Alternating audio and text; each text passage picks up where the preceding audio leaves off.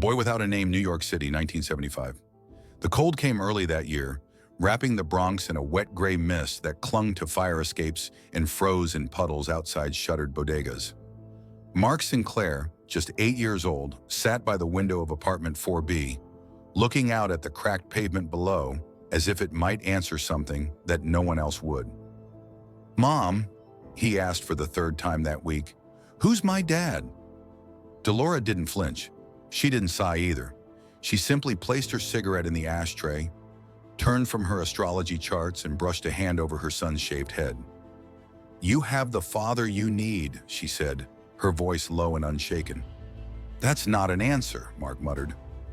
Delora Vincent wasn't the kind of woman who lied, but she also wasn't the kind of woman who gave away truths too easily. A child born under the sign of Cancer with Scorpio rising, she believed in the power of fate, and in shielding her son from certain wounds fate forgot to close.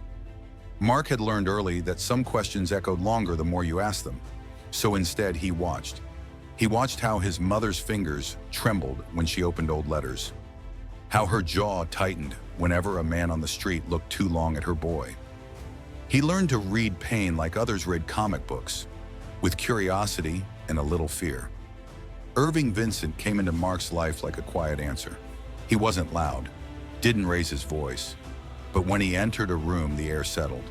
A stage actor turned theater director. He wore patience like a second skin and treated words like seeds, planting them, not throwing them. "You're not just anybody, Mark," Irving said one night after rehearsal.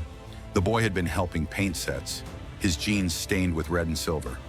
"You're somebody the world won't know what to do with until you show them." Mark didn't know what that meant. Not yet. But he liked how it felt when Irving said it, like he was worth something no one could see. At school, he was that weird light-skinned kid, not black enough for the black kids, not white enough for the white ones. His nose was broad, his hair cut close to the scalp, his eyes a color that couldn't be named, somewhere between storm and amber.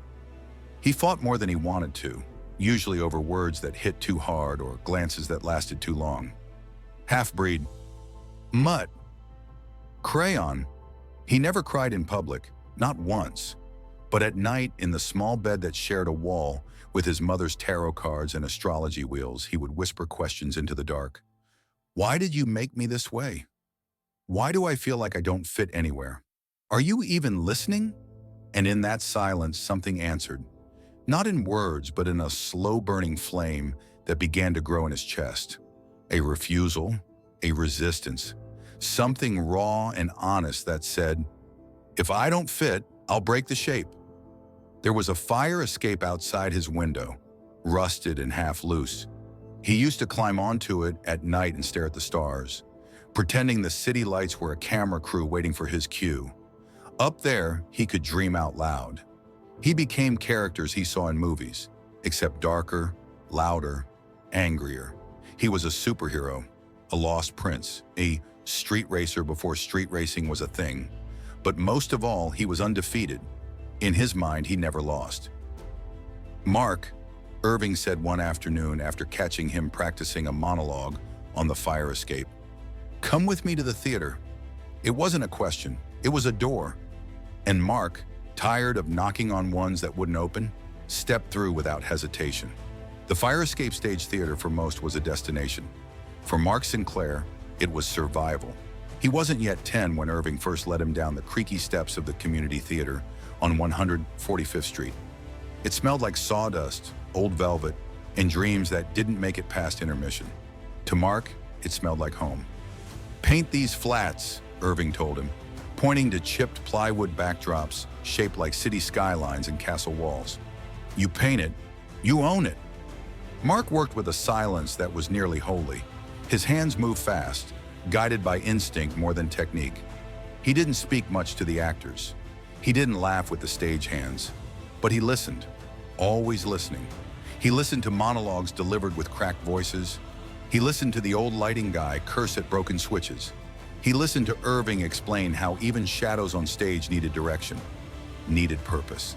And somewhere in those hours of painting and watching, Mark found something better than answers. He found the stage. At home, the fire escape became his testing ground, a spotlight of moonlight and street lamps, rusted rails as curtains. There, he performed Shakespeare soliloquies he didn't fully understand, and gangster rants he made up on the spot.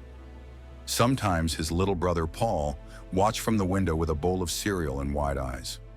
"You're weird," Paul would say, laughing. "I'm rehearsing," Mark snapped back. "For what?"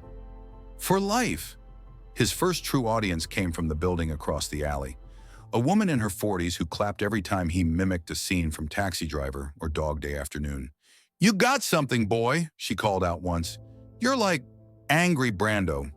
He didn't know who Brando was yet, but he liked the sound of it. Mark made two friends that summer. Tariq, the hustler in training who could throw a punch and quote The Godfather in the same breath. He lived 2 floors down, always with one foot in the streets and one eye on the cops. And Luis, the quiet Dominican kid who drew comic books and saw stories in everything. Even the cracks in the sidewalk. The three were misfits bound by a city that didn't care if they disappeared. So they made themselves visible. Mark convinced them to put on a play. A Bronx Odyssey, he called it. Half Homer, half Hood.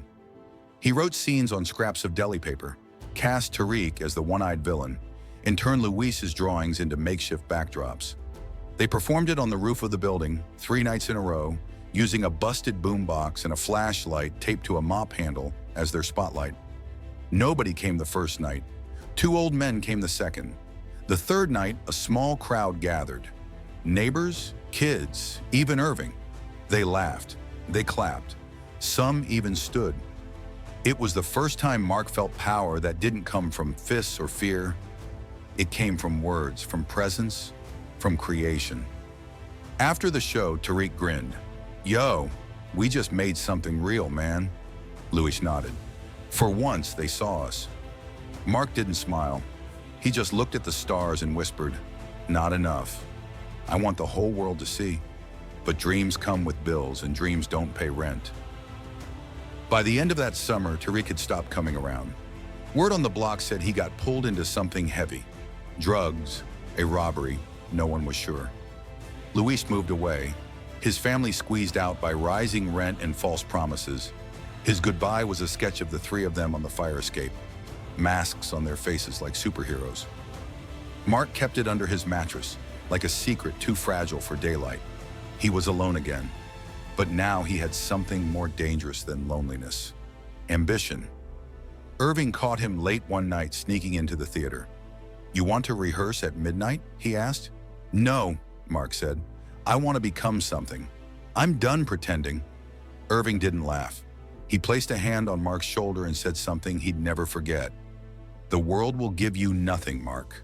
Not applause, not fairness, not even a name. So you better decide who you are before they do."